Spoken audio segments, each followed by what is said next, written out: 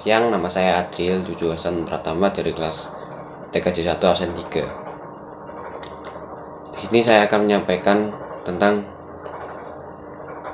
kondisi kehidupan masyarakat praaksara pada masa berburu dan mengumpulkan makanan tingkat sederhana. A. Pertama, periode evolusi bumi. Evolusi yang pertama yaitu masa Asozoikum. Masa ini terjadi mulai dari terbentuknya bumi. Masa ini disebut juga masa Arkean. Makhluk hidup muncul pertama kali di masa ini dan dalam bentuk organisme bersel tunggal. Belum ada hewan apapun di bumi. Kedua, Proterozoikum. Makhluk hidup bersel banyak mulai muncul di masa ini. Atmosfer bumi mulai banyak yang mengandung oksigen. Oksigen perlahan naik seiring dengan meningkatnya aktivitas fotosintesis dari makhluk hidup bersel tunggal. 3. Paleozoikum.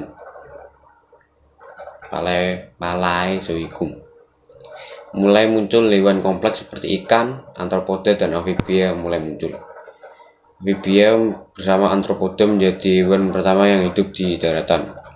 Amfibia pada masa ini memerlukan air untuk berkembang biak dan membatasi kulitnya agar bisa menyerap oksigen.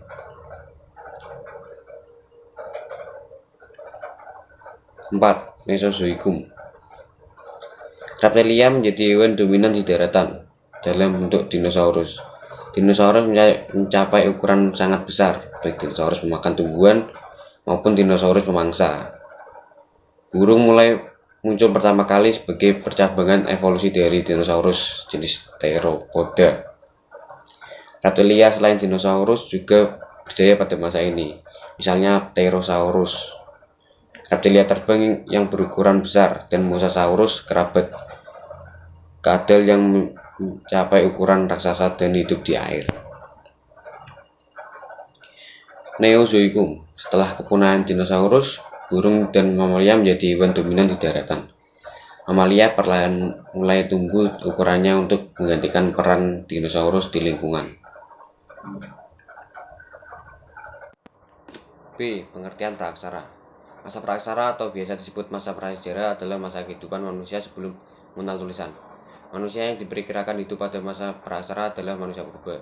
Pada masa ini, kita tidak dapat mengetahui sejarah serta kebudayaan manusia melalui tulisan.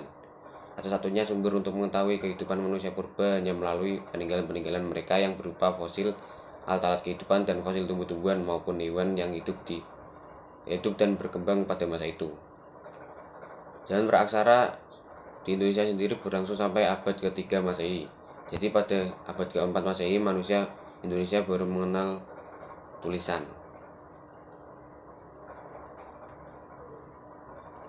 C. Tempat hidup flora fauna pendukung masa berburu dan mengumpulkan makanan tingkat sederhana. Kehidupan manusia masa berburu dan mengumpulkan makanan dari sejak Pithecanthropus sampai dengan Homo sapiens sangat bergantung pada kondisi alam. Mereka tinggal di padang rumput dengan semak belukar yang letaknya berdekatan dengan sungai. Daerah itu juga merupakan tempat persinggahan hewan-hewan seperti kerbau, kuda, monyet, banteng, dan rusa. Hewan-hewan inilah yang kemudian diburu oleh manusia. Di samping berburu, mereka juga mengumpulkan tumbuhan yang mereka temukan seperti ubi, keladi, daun-daunan, dan buah-buahan. Mereka bertempat tinggal di dalam gua-gua yang tidak jauh dari sumber air atau di dekat sungai yang terdapat sumber makanan seperti ikan, kerang, dan siput. D. Cara hidup manusia praaksara. Ada dua hal yang penting dalam sistem hidup manusia praaksara: masa berburu dan mengumpulkan makanan, yaitu membuat alat-alat dari batu yang masih kasar, tulang, dan kayu disesuaikan dengan keperluannya, seperti kapak perimbas, alat-alat serpih, dan kapak genggam. Selain itu, manusia praaksara juga membutuhkan api untuk memasak. Api dibuat dengan cara menggosokkan kedua keping batu yang mengandung unsur besi sehingga menimbulkan percikan api dan membakar lumut atau rumput kering yang telah disiapkan.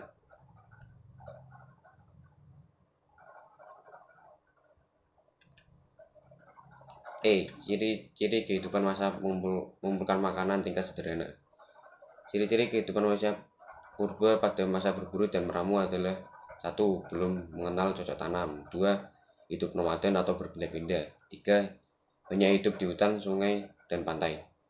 4. Menggunakan alat sederhana. 5. Hidup dalam kelompok kecil dan belum membentuk pemukiman besar. F. Alat teknologi yang digunakan pada masa berburu. 1. Teknologi dapat dilihat dari pembuatan alat-alat pada masa ini.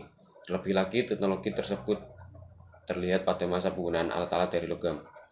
Hal ini disebabkan karena teknik yang digunakan untuk membuat alat-alat dari logam tersebut diadopsi dari teknik membuat logam di daratan Tiongkok. 2. Logam digunakan sebab penggunaan alat bercocok tanam dari logam lebih efisien. Selain itu, memberi nilai artistik yang lebih tinggi jika dibandingkan alat dari batu. 3. Zaman logam disebut juga zaman perundagian, di mana masyarakat telah mampu membuat peralatan dengan teknologi sederhana dengan bahan baku logam. Benda-benda logam pada masa perundagian yaitu nekara, kapak corong, jana perunggu, patung-patung berunggu. G.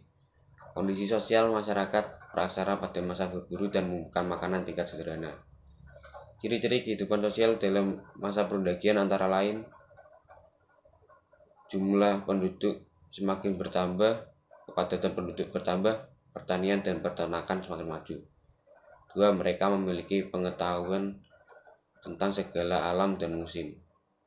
3. Mereka dengan diterapkan sistem persawahan, maka pembagian waktu dan kerja semakin diketatkan. Dalam masyarakat muncul golongan undagi.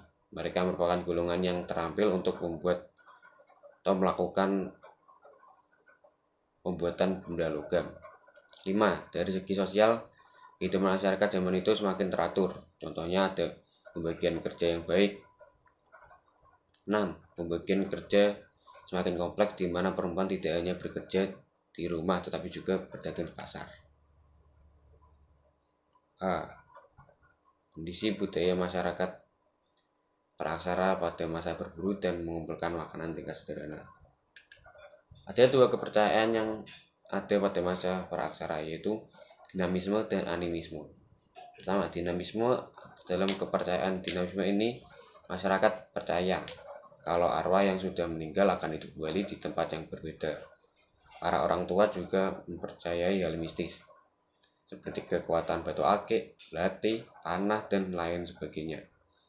Percayaan dinamisme mendorong penganutnya memperoleh kekuatan melebihi makhluk halus dan juga alamnya. Selain itu juga mempercayai kekuatan tunggal. Animisme ini adalah orang-orang yang percaya pada suatu benda yang mempunyai kekuatan gaib dan makhluk halus. Dipercaya kalau orang-orang tersebut ada pada keadaan mendesak, benda ini akan membantu pemiliknya.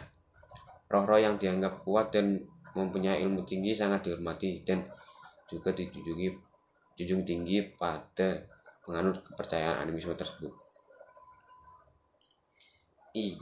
Contoh peninggalan zaman praksara di daerah Nganjuk. Belasan benda purbakala yang teridentifikasi sebagai sarkofagus atau kubur batu pada masa Megalitikum ditemukan di Kabupaten Nganjuk, Jawa Timur. Selain sarkofagus, tim dari Dinas Pariwisata Nganjuk juga menemukan batu umpak, lumping, dan juga bibisan. Penemuan belasan benda purbakala itu berlokasi di depan rumah seorang warga di Jengkrek, Kecamatan Lengkong. Secara spesifik, sarkofagus merupakan kubur batu di zaman Megalitikum, yakni zaman sebelum mengenal agama dan sifatnya masih animisme. Panjang dan lebar setiap sarkofagus berbeda, mulai dari ukuran 70 cm hingga 140 cm, dengan lebar rata-rata mencapai 40 cm. Selain sarkofagus, terdapat juga sebuah umpak, yakni alat penumbuk bumbu lumpang sepanjang 4 meter atau alat untuk menumpuk padi, dan pepisan, ya ini semacam talenan untuk mengiris bumbu dapur. Nah, sekian yang dapat saya sampaikan, kurang lebihnya mohon maaf dan terima kasih.